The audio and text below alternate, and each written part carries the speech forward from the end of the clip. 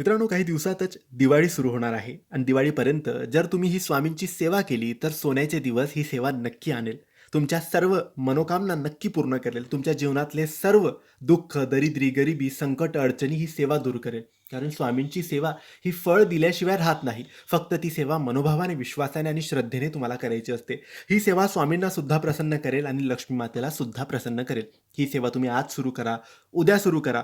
परंतु सकाळी किंवा संध्याकाळी कोणत्याही एक वेळ ठरवायची आहे आणि त्या वेळेला रोज ही सेवा करायची आहे. ही सेवा तुम्ही लक्ष्मीपूजनापर्यंत करा किंवा त्यानंतर सुद्धा कंटिन्यू केली तरी चालेल. फक्त सकाळ किंवा संध्याकाळ कोणत्याही एका वेळेस देवघरासमोर बसून अगरबत्ती दिवा लावून तुम्हाला ही सेवा करायची आहे.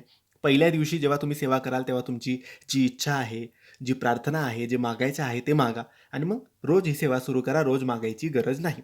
या सेवेमध्ये तुम्हाला 4 गोष्टी करायच्या आहेत. पहिली गोष्ट, तुम्हाला लक्ष्मीला प्रसन्न करण्यासाठी श्रीसूक्त एक वेळेस वाचायचे आहे, जे की नित्यसेवा या पोथीत दिलेलं आहे.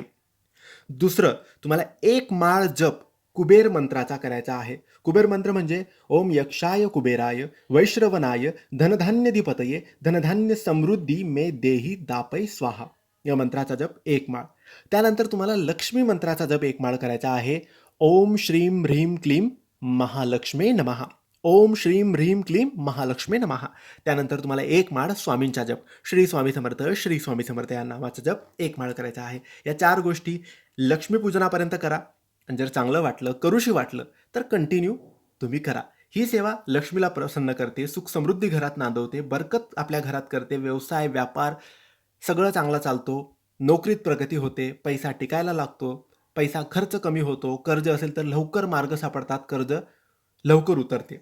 नक्की करा, विश्वासाने करा. धन्यवाद. श्री स्वामी समर्थ.